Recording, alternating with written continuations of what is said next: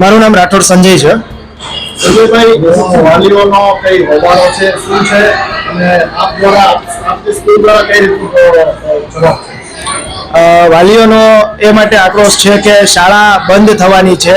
જોકે શાળા દ્વારા કોઈ પણ જાણ કરવામાં આવી નથી અથવા તો શાળા દ્વારા કાંઈ પણ કહેવામાં નથી આવ્યું કે શાળા બંધ થવાની છે કે કંઈ પણ શાળાના ટ્રસ્ટીશ્રીએ અમને જણાવ્યા પ્રમાણે કે આખું એકેડેમિક વર્ષ આ જે ચાલી રહેલું આખું એકેડેમિક વર્ષ જે છે એ પૂર્ણ કરવાનું રહેશે, જેની અમે ખાતરી આપીએ છીએ. અચ્છા, વાલીઓનો એવું પણ આક્ષેપ છે કે હોટ ફિક્સિંગના કારખાના અહીંયા મૂકવામાં આવ્યા છે અને એને લઈને ક્યાંક ને ક્યાંક વાલીઓમાં અંતર છે, શું થશે?